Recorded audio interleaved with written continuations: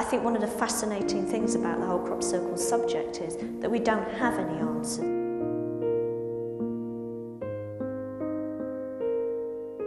You will never convince those people who do not want to believe.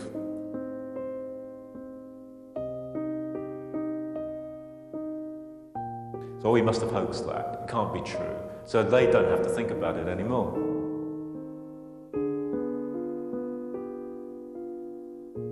One of the most profound lessons of history for me is the recognition that we don't know.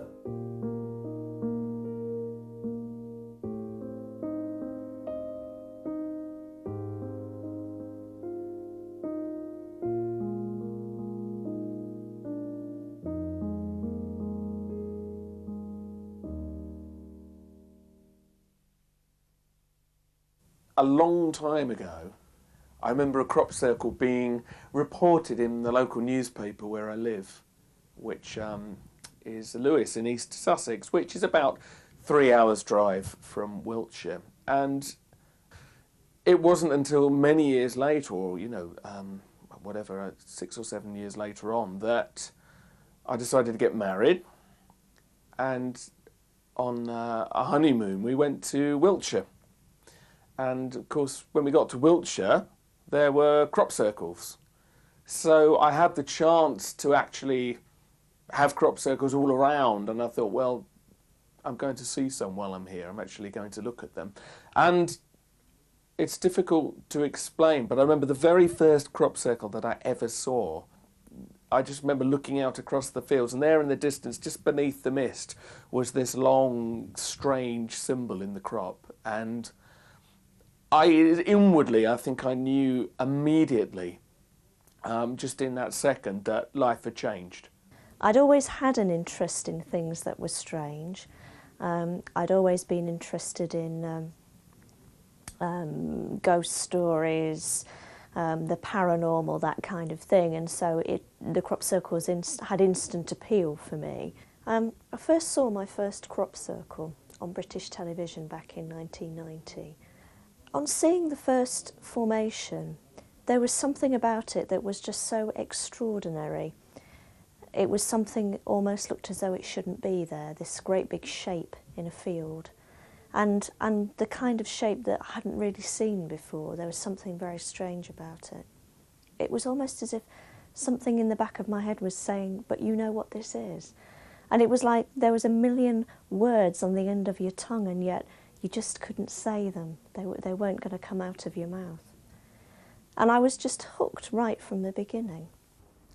I had been an architect and a teacher of architecture, and to a lesser extent then I was writing. But I was interested through the middle and later 80s in the crop circles. I had never seen them, but I saw photographs and they were entirely circular in their nature, developing into the quintuplet or 5 dice spot. But I was interested, but certainly not at that stage engaged with this phenomenon. I thought it was very curious, but I thought at that stage that somehow these enigmatic circles could perhaps be explained. I saw my first crop circle in 1982, and at the time I think it was, to me anyway, something that was probably linked to the UFO phenomenon. And I saw a picture of a crop circle in a local newspaper near Winchester in Hampshire. And it was just a circular depression in the crop. And obviously I went along to the crop circle to have a look, as many people did at the time. And I think really that is when it sort of sparked my imagination. And as the crop circles appeared through the years, leading up to 1990, to me, it was almost like the UFO phenomenon was trying to make itself known. My immediate thought was that here is something which is from somewhere else. I didn't think it was aliens, I didn't think it was the weather, I don't know what I thought, but I just knew that it was coming from another place.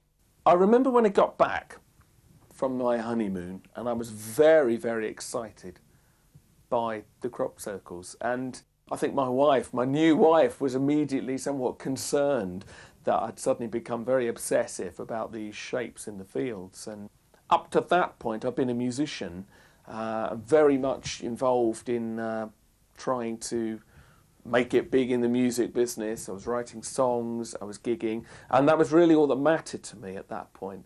But suddenly, here came something that I hadn't expected, something in my life that was demanding time, that was demanding more from me than anything else had up to that point, apart from music. And that really led me off into a whole other way of thinking, which I know is true for many other people who came into crop circles, that what it does, it suddenly makes you look again at everything you thought you understood about the universe around you. And from that, you begin to realise there's so much you don't know. There's so many layers of information and subjects which linked into crop circles, starting with UFOs, psychic phenomena, so many different aspects that suddenly you have to know something about to try to understand these shapes, because the more people that I began to meet when we started our organisation, the more I began to realise there were so many different viewpoints on crop circles. I didn't always live in the south of England. I used to live in the Midlands, in a place called Mansfield, and during the summer of 1992 there were several crop circles in Mansfield, because actually crop circles happen all over the UK, not just in the south of England. And during the summer of 1992 there were 4 formations, all within less than a mile of my house. And to me it was like somebody leaving a calling card. And I actually spent many hours during that summer walking to these formations and just spending some time inside them and just thinking about what all of this meant. But in 1990, really my whole life changed. As I said before, as a young boy, I was interested in the paranormal and UFOs, read many books and magazines, etc. But in 1990 we had a major event, major crop circle, the first big crop circle in Wiltshire, a place called Eastfield, Alton Barnes. It showed paths and avenues and straight lines and a completely different sort of geometry, and it also had keys or claws. We didn't know what they were. It was entirely different. So I went up there with my family, and there was hundreds of people in this crop circle. There was cars forming traffic jams along the roads. The farmers were going mad because they couldn't get on with their work, or the tractors couldn't get past the roads. I mean, it was absolute mayhem. It was a real circus, basically. But it was almost the whole of Britain had come down to this field in Wiltshire. And there was some magic in the air. It was almost like this was it. The major event, something from another universe, another planet, had eventually made contact with us. And I took my youngest son, who was then, I think, 14, and we drove down to see this formation in Alton Barnes,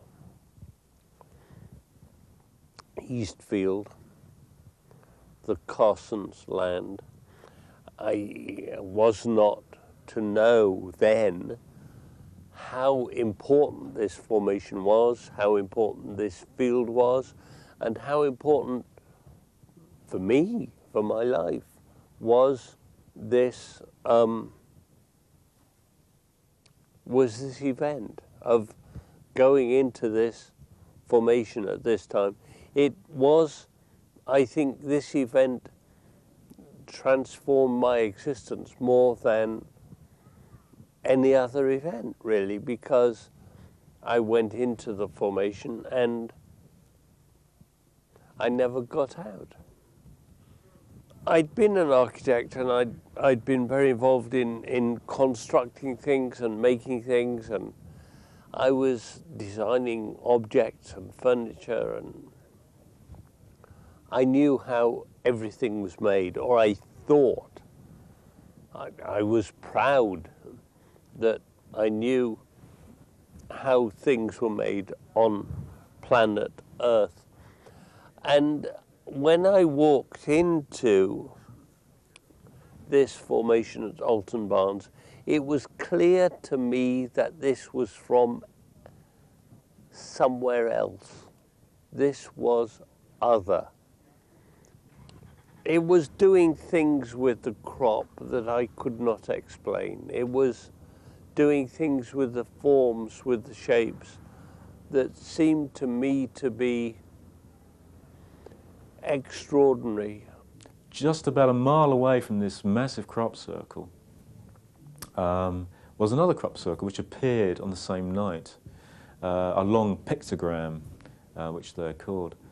And on the 26th of July, 1990, I took my video camera to this location, a place called Milk Hill, which is about a mile away, mile and a half away from Eastfield. I went there with my wife at the time, and it was a very hot day. I remember this day quite vividly, a very hot day. And we were up on Milk Hill and filming this crop circle. We were there for about an hour, just taking in the scenery, just enjoying the day. And then suddenly, as I was about to leave, I saw this glint out of the corner of my eye. And in the field, flying across the field where the crop circle was this strange object, bright, brilliant object, almost like tin foil reflecting sunlight. And this object hovered, well, moved across the field, and automatically I picked up my video camera and started filming. And this object went across the field, it arced around, dropped into the crop, and it was glinting and flashing all the time. And I was filming all this, not knowing what it was, not knowing whether it was something mundane, something like a bird or a balloon. But something in the back of my mind said it was something important, something unusual. And this object went through the crop and eventually took off and sped across the field, went off in a terrific speed. It went over a tractor driver who was in a field in the distance. And the object went right over the tractor driver, and when you see the video, the tractor stops, the object goes off up into the distance, it disappears. Now, I get home and I watch the video back, and obviously this was something most bizarre. But from that day on, really my life changed. I became obsessed with crop circles, wanted to visit crop circles, and became more involved with the subject. I think there was a feeling from some of my friends that, oh no, he's finally cracked.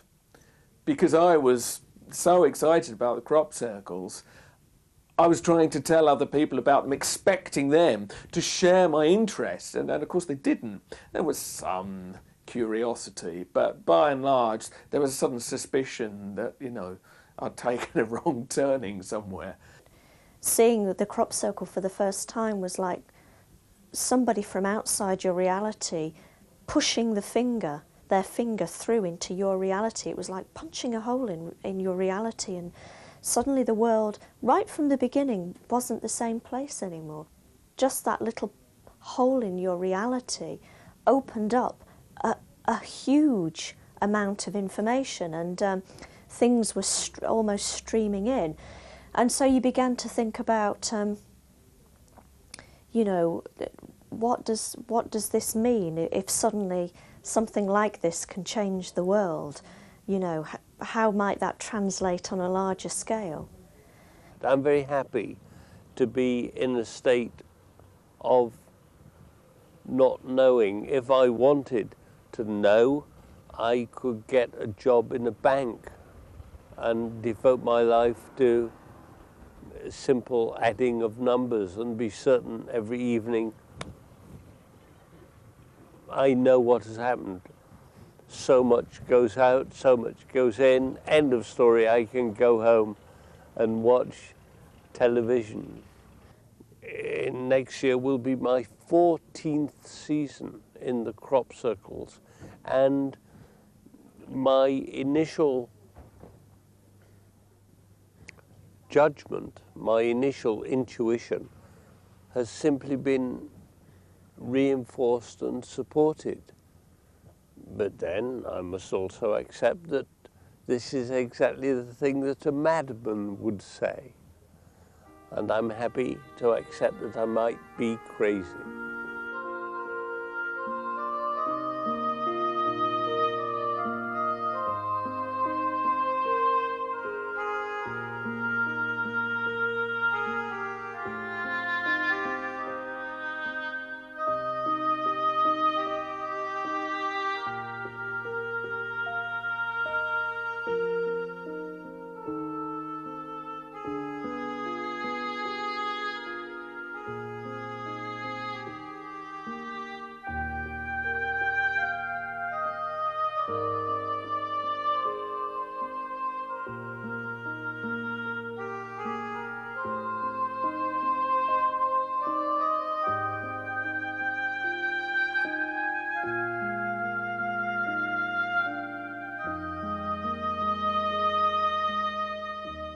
But when something like this comes into your life changes forever, and the people that are actually around you, your family, your wife, parents, they can see a change in you. And if they're not involved as much as you are, or interested as much as you are, it causes a lot of strain on the relationship. And I was married at the time, and to be honest, this caused a lot of problems within the marriage, because obviously my wife was interested, but not that interested, but I was very much almost obsessed with the subject. So what eventually happened was that my marriage broke up, and we went our separate ways. But my interest really gathered and gathered and gathered. So it was really in '94 that I started the crop circle photography, which I do now. And I realized that this subject needed recording and really needed publicity. From there, I decided I wanted to make contact with other people, because this had been such a wonderful experience. And it had added a dimension to my life that hadn't been there before. I wanted to make contact with other people and see what their experience of this was as well. What you find is people will now come up to me at lectures afterwards and say, well, I've never told anybody this, but... And they will then tell you of the UFO they once saw, of the ghost that they once saw. Of one lady came up and told me she was a white witch, but that she dare not tell her friends. But suddenly people become open to you and can tell you this, and there's a sense of relief in them that they can open out to you. There was a definitive spiritual aspect to the crop circle phenomenon. There was something that was affecting people on a spiritual level. It was getting them to reconsider the way that they saw the world, and even the way that they saw each other. There was something about these shapes in the fields that were affecting people on a very deep level. And that was very interesting for me, because part of my work outside the crop circles is as a therapist, and so meeting people and discussing how this very strange phenomenon was changing people and changing people's views and perceptions of themselves and the world was absolutely fascinating, because you were watching that transformation before your very eyes. One of the more interesting aspects of the crop circle experience has been the very deep friendships that have been formed. I and all my colleagues have formed lasting and very fulfilling relationships through the involvement with the crop circles. And at this stage, after all these years, I have to accept that the development of close personal relationships becomes a part of this phenomenon, an integral part of this phenomenon. Very often, looking back, I find historically that the people who did not form friendships very quickly fell by the wayside in some way. They lost interest or disappeared. Those people who I still speak to and who I deal with and work with and have real respect for happen to be friends of astonishing closeness. I mean, I find this remarkable because we are sharing something that I never had before. I mean, Michael Glickman calls it the crop circle community, which it is really. And in that community, you've got all different types of people. You've got people who are humorous, people that are bizarre, people that are got some wacky ideas, people that are scientific. And then outside of that bubble, you've got people like my parents, like my neighbours, and it's a different world. I live a different life to how they live. And when you introduce people to this subject, they don't realise what is happening with the crop circles, UFOs, whatever. They don't realise what's happening because they don't read it in the newspapers. They don't see it on the television. And when it is on the television and in newspapers, it's treated in a very sort of jokey way. It's trivia. So I began, I think as most researchers do, to looking at the prosaic, going out, measuring the formations, drawing them, getting involved in some of the sampling and testing into, you know, soil samples, crop samples, and documenting as well, keeping a record and documenting the formations. And that seemed like a very important thing to do. To sort of, it gave you a sense of purpose almost to go out and make sure that a good catalogue and a good record of all these events were kept.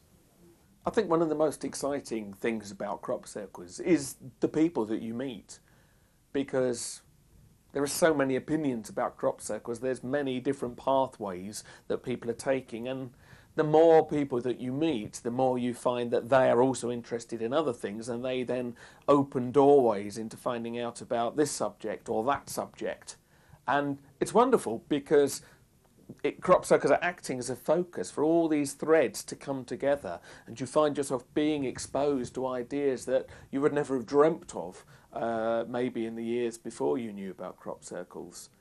And I mean, certainly, one of the best examples that I can give of that was meeting a man called Paul Bure. And that led on to a number of experiments that we carried out with our group in Sussex. One of the weak spots of crop circle research was that there was no video showing you a crop circle appearing. And we thought, well, if you could have this video showing people a crop circle appearing underneath lights or from nowhere, obviously it's going to be, as we thought, much harder for the skeptics to deny that. But the problem is, how do you know when a crop circle is going to appear? How do you know what place to be in? So we thought we'd do it the other way round. So using Paul Bure as our main psychic, although we did use others as well, during our experiments, we started to convey messages and would say to Job, his spirit guide, right, well, will you speak to the circle makers and tell them we want them to make a crop circle at this place at this time, and we'll be there with cameras, and then that way maybe we can film a crop circle forming. So it sounds very naive now, but this was the idea. So we started to divine dates, places, through a long process of events which there isn't time to speak of here, but eventually we found a place and a time and a date, 27th of July 1993, and we had cameras and we were up there on the hillside and there was a field below us. And interesting to say, Paul and the other psychics had a vision of where we ought to be, and none of the people knew the place where we were meant to be. They just had a vision of it, and then using dowsing we found a place on the map, and when we got there we found exactly the things which the psychics had said would be found there. But we got up there and we gathered, and many other aspects, took place. But essentially, there was this moment where we suddenly felt something was going to happen. And it was just this moment of, this is the time. And we all turned the video cameras on. We had trained down on the field. This was about 4:35 in the morning, first light, so there was enough light to see by. And at that moment, 3 of the people who were with us, and there was a group of, several of us, it wasn't just 2 or 3, there was something like 12 of us, I can't even remember the number now. And 3 people said that they saw lights over the field, a ring of bluish-white light appear over the field. Now, I didn't see that, but I think some people are more tuned in to seeing these things than others. And they said this, they said, we can see lights. And we thought, this is it. A crop circle is going to appear. This is the moment. But unfortunately, it didn't happen. I wanted to know what they thought, what made them, their theories. I wanted to see all the videos of strange anomalies. I wanted to see this, do that, go to this conference, that conference. It is a distraction. I feel it's a distraction because what I do is basically the photography now. I've honed it down. I could have got involved with the research, I could have got involved with this, that and the other. But really I have to hone it down to the photography and do that as best as I can, because otherwise I'm distracted. And probably I could be a jack of all trades and master of none, really. But, I mean, really that is my interest. Photography is my interest anyway. So combining crop circles with photography is great for me, but it's something I have to be focused on.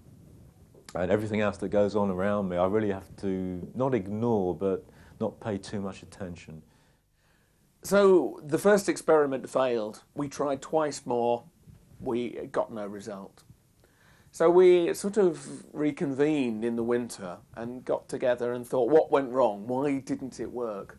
And Michael Green, a crop circle, well-known crop circle researcher, suggested that maybe we ought to contact what he called the guardians, and there is a belief among some people that there are sort of spiritual guardians who live in certain areas of the countryside, and that maybe we ought to contact these to help with our experiments. So we did this series of going around Sussex sacred sites, contacting the guardians of them, and Paul would channel them and we would talk to them about the possibility of getting crop circles to appear, all this. We thought we were going to get information saying, this is what you must do to get your crop circle experiments to work. But in fact, he said, stop trying to find proof. It doesn't matter what proof you get with your video or whatever, you will never convince those people who do not want to believe. And then I think after a while I began to realise that that wasn't the whole story. And I remember one day sat in a wonderful formation near Silbury Hill in Wiltshire, and the formation was in a crop called oreseed rape, and oreseed rape has these beautiful yellow flowers and it smells very, very sweet. And it was then that I began to see crop circles as temporary temples, like they were these huge geometric shapes in the landscape, and there were people around me sat meditating, sat in deep thought, and I was thinking, where else do people do this? And of course people go and they meditate and they have deep thoughts and they think about the world and they think about themselves on a deep level, usually in temples or churches. In 1995, when we came to this really last experiment of that type, we thought, let's try to get a crop circle to appear. Now, we had a certain place we thought one might appear, but we also had a certain shape we thought we might get, because we'd been told we had to play certain notes of music. We had been told we had to use certain crystals on the night, and somehow, divining all this, Barry Reynolds drew the formation that he thought might result from this experiment if we were successful. And we meditated, we visualised a crop circle appearing, and we went home. We weren't expecting to see it in front of us. That was not the idea this time. I think the pressure to expect to see the crop circle forming in front of us was leading to too much worry and stress, and I think that was not good for the experiment working. So this time, if a formation appeared anywhere that night, but preferably in our sight where we wanted it, we would have been happy.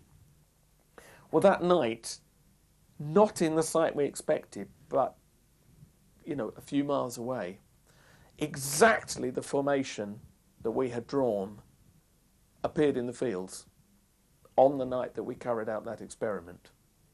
And in essence, it was sort of 3 rings, 2 rings, and a single circle at the end.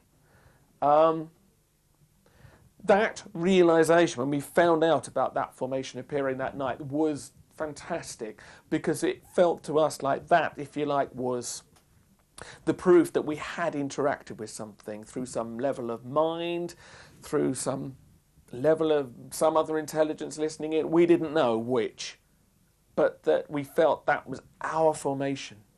And it was a lovely formation, many wonderful qualities to it that, as far as we're concerned, could not be explained by human beings making it. To us, that was proof that we needed. But we realised that would not count as proof to the big scientific world outside in the big wide world. And I think then, a year later, in 1996, when the famous, some would say infamous, Oliver's Castle video came forward, which purports to show a crop circle forming beneath these lights, we saw what would have actually happened to us had we actually ever videoed a formation appearing.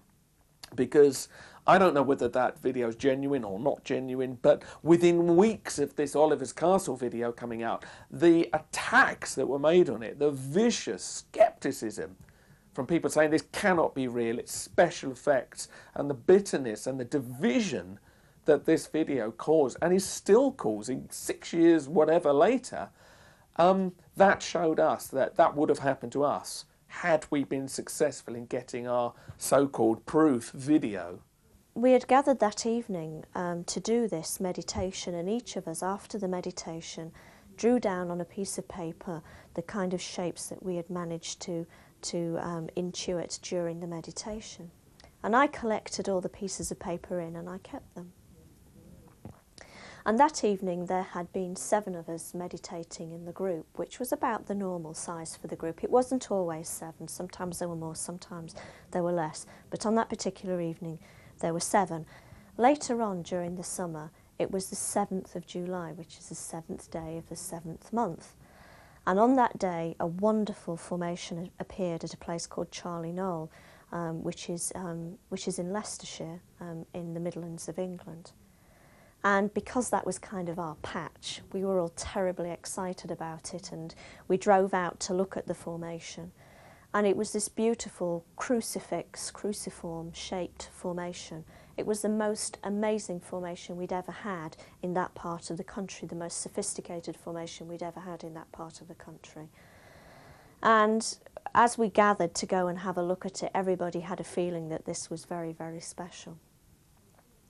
And as part of one of our meetings, I actually then got out the pieces of paper that we had drawn, and I realised, to my complete surprise, that this formation had 7 major components within this crucifix shape, and it incorporated all of the shapes that those 7 people had drawn during that meditation. But I think the important thing is to show people what's happening and really to encourage them to get out in the fields. Because they can ask me, what do you think, Steve, about this subject? What makes crop circles? And I think that's too easy. That's too easy. I had to go through a period I went through a period of doubt in '94, but I did truly believe that the majority of crop circles were man-made. And I had to go, a lot of people did it also, and they kicked the subject into touch. They said, it's not for me, I think they're all man-made, and they've left the subject. A lot of people that were well known in the early 90s have left the subject. I thought, well, there's more to this, and I went back to my sighting in 1990, the video I took in 1990 of the ball of light. It was saying something to me, that video, because there was a lot, not only did I take the video, but there was a lot of events that took place on that day, the synchronicities that led up to that day, that said that this is supposed to happen to you, and there's something here.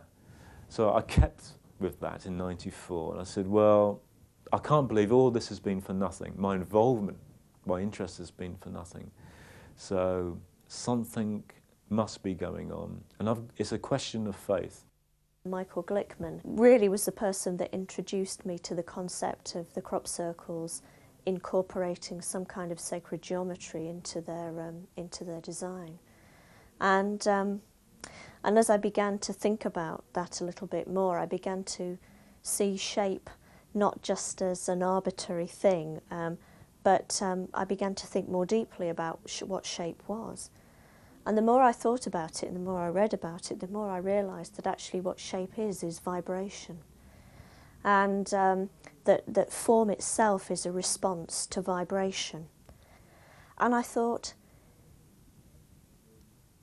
wow, that's a key. Because, you know, human beings themselves were all made up of vibrating particles.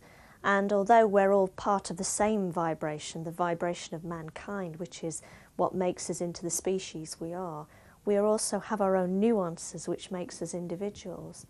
And I began to think about what it would be like if, sitting in these formations, we were somehow being affected on a very subtle level by the vibrations that were created in the landscape by these shapes.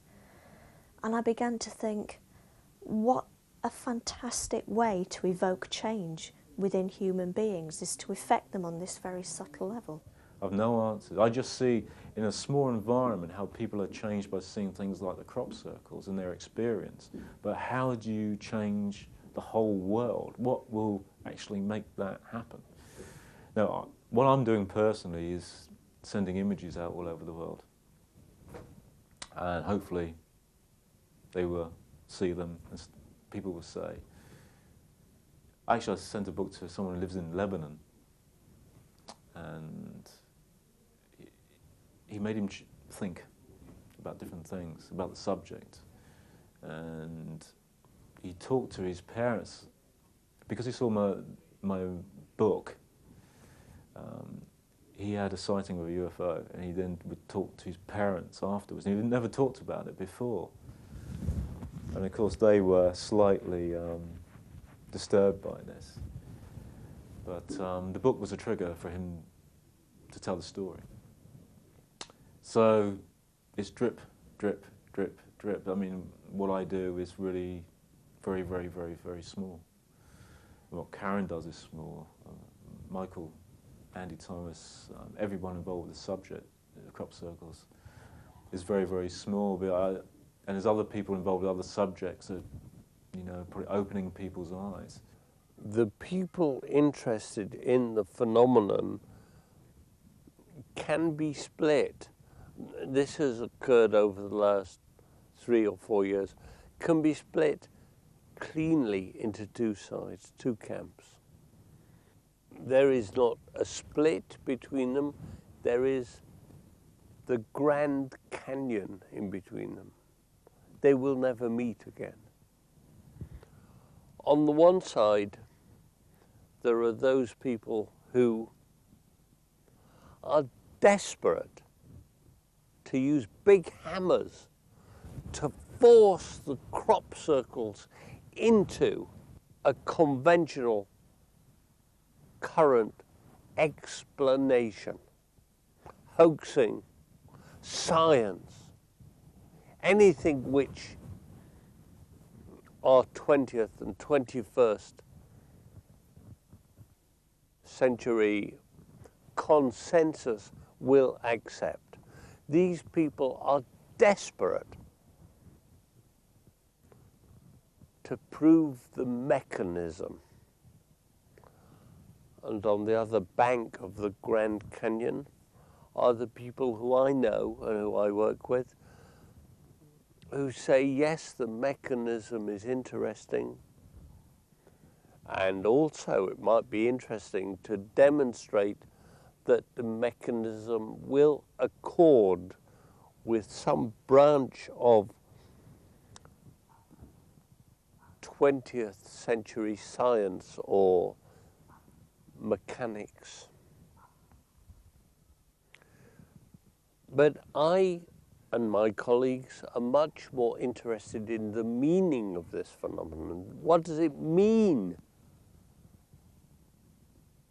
What communications are being carried by these mechanisms? The corn bends over because of microwave or electrical energy or blah, blah, blah, blah, blah. Who cares? The story that always comes to mind for me is the sort of deep synchronicity that binds people or bonds people to one another.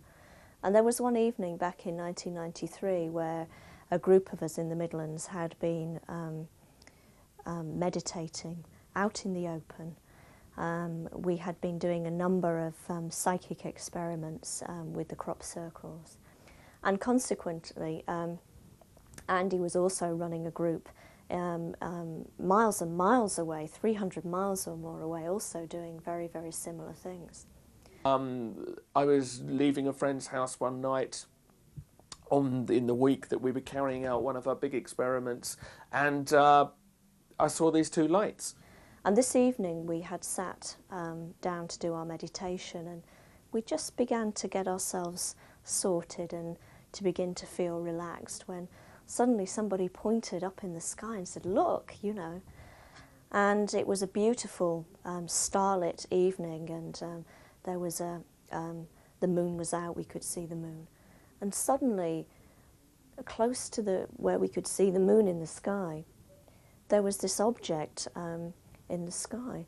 And in fact, there were two. There was one larger one, and behind it, one smaller one. One wiggling about, moving very quickly behind the other. And I'm not silly. I know what an aeroplane is. I know what a helicopter is, and these were not anything like that. And we were all sat fascinated. It was absolutely huge, this thing, and we could see it in the sky. And we were all sat transfixed to it for a while before it kind of disappeared in the corona of the moon, and we didn't see it again. And what I didn't know at that point was that somewhere else in the country, Karen Douglas was seeing the same lights when she was out on a night watch with crop circle people from her part of the country. And Steve Alexander was down at Alton Barnes, and he saw the same lights. I looked up, and there was this strange thing in the sky. It was like if I remember correctly, it was like a large object and a small object. It was moving across the sky. First I thought, some sort of satellite. But I think if I remember correctly, the light behind was like wobbling. And later on, it turned out that Andy's group down in Sussex had seen the very same thing. And what's just curious about that is later on, because although we knew each other, we weren't really working that closely at that point. Later on, we all became involved with this communication work, and I just think that was a little calling to us. And also, a man called Steve Alexander, who had been with a group of people in Wiltshire, right in the heart of crop circle country, had also seen the very same object at the same time, on the same night. And funnily enough, Karen saw the same thing. And we plotted it on the map that this object obviously probably came from Karen's area first, went over the barge area where I was, and then down to Andy.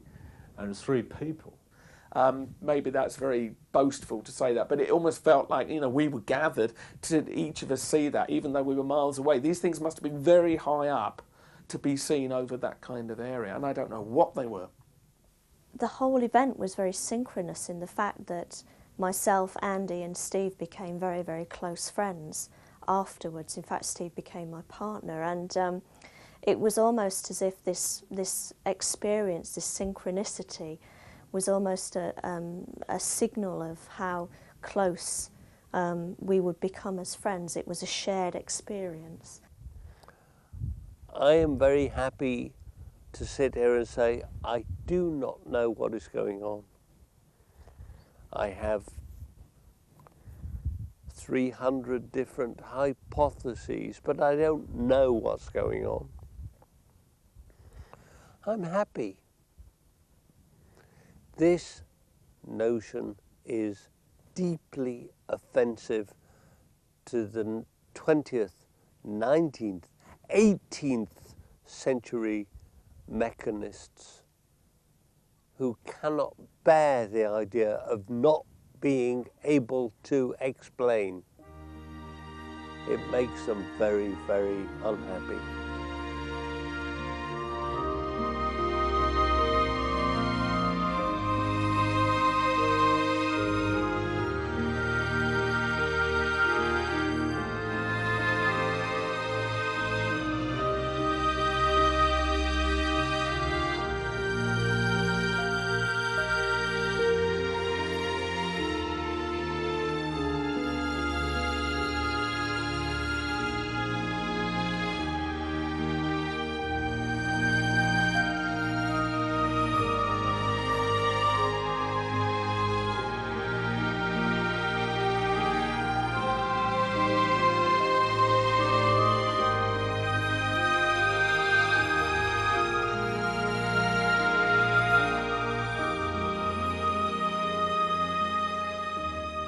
The way that I now view the crop circle subject is that, you know, that's exactly what this is designed to do.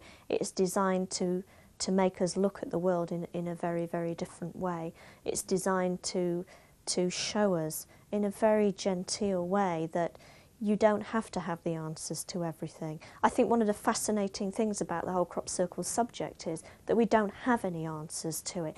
You know, after 20 years of investigating the circles, that we still don't know who makes them, why they're made, how they're made. We don't know any of those answers at all. And I think that is a wonderful mirror for the way that, you know, that we can look at this world, that we don't have to have the answers. We don't have to be able to nail everything down. We don't have to be able to write a paper about it or have a PhD about it. That we can just accept the world as it is, and that actually the world is a magical place where, you know, where we can have experiences and we can take on board, and these wonderful synchronicities happen. We don't have to question it. We don't have to understand where it comes from. We just take the gifts as they come and we use them. Crop circles, they don't give us answers. They only give questions. They're out there in the fields throwing questions at us. If they gave the answer next to it as to what this symbol meant, it would be pointless and nobody would believe in them anyway. People often ask me how I think crop circles might change the world, or if I think crop circles will change the world. And I think my answer to that is that they already are changing the world. And I think they may change the world in several ways. I think the first way that they will change the world is that they do offer people a different way of looking at the world, and they offer people a vision of the world where things are still, there is still some magic in the world, where we can take some things on faith and that we don't have to understand everything that's happening. And I think that's a very wonderful gift for those people who are able to receive that. What is the importance of crop circles to the world? I do not know, but I'll have a guess. And one guess which I've dealt with extensively is the sense that the crop circles are one part of a large array of phenomena which are supporting a dimensional shift. I believe we are in the middle of a shift of dimension, of frequency, of vibration, which is going to elevate humanity to a position in which we can normally, as part of our everyday existence, access components of our mind and our spirit which our culture has restrained for centuries. I believe we are now starting to touch again these skills and abilities. I don't know what makes crop circles. I do not believe they're all man-made, obviously. But what I do know is that they're doing things to people, and that's exciting. When you show crop circles to people for the first time on a screen at a lecture, and you watch the expressions on their face and their jaws drop, and they say, I never knew this was happening, because the media never tells them the truth. That's an exciting moment, and you realise in that moment you've passed on to these people something of great value, and you've given them a sense of awe back in their lives, a sense of wonder, and that's what we lack in our lives of television, video games, you know, this kind of constant focus on money and the material. I think we lose our sense of wonder, and that's what these things do. Crop circles, they give people that sense of wonder back and that excitement that, hey, everything isn't explained, yes. And a lot of people get a lot of joy from that, and that's good enough for me. If I can do that for people just by handing it on to them and not telling them what to think even, good enough. I'm happy. The crop circles show us that through thinking about our environment, that we can actually affect ourselves, we can bring out the best within ourselves.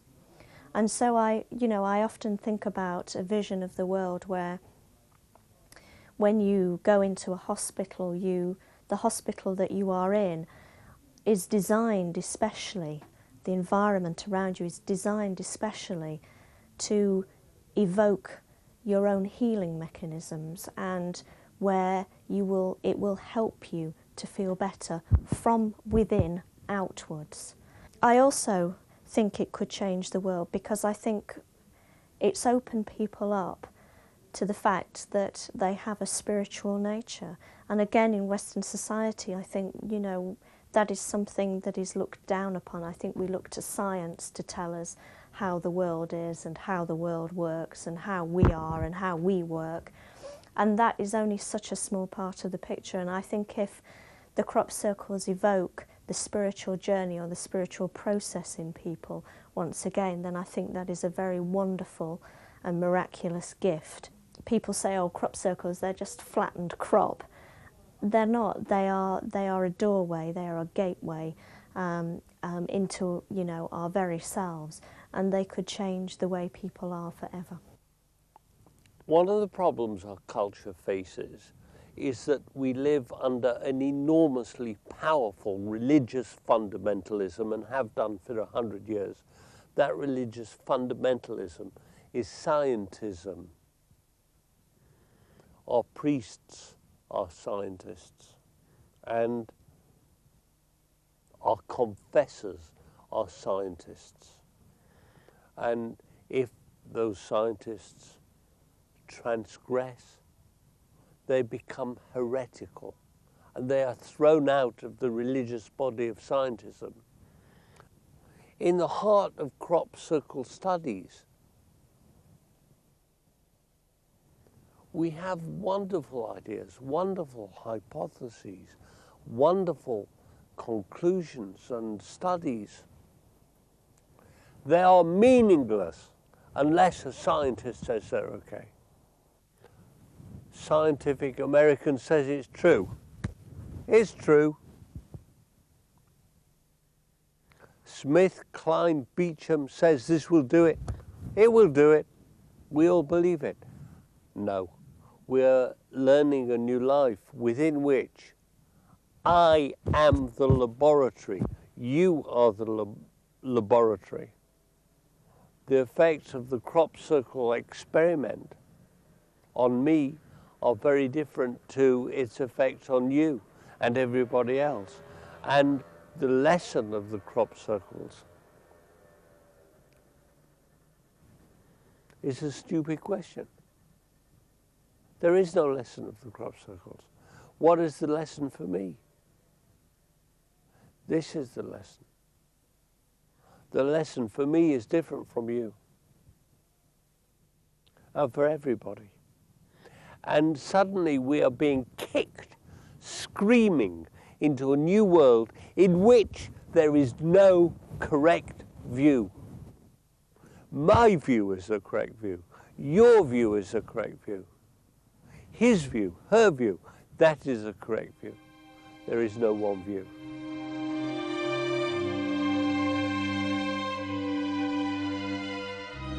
Having believed that spiritual growth was dependent on knowledge, I was sad and discouraged that there was too little time to read all the books which I thought were required to arrive at the truth.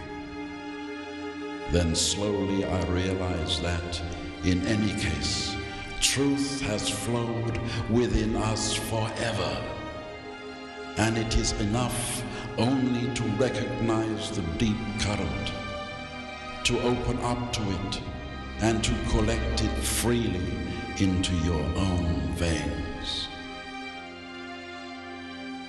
And thus I see clearly how the books try uselessly to describe that which, magnificent and in great humility, moves without a voice deeply within us.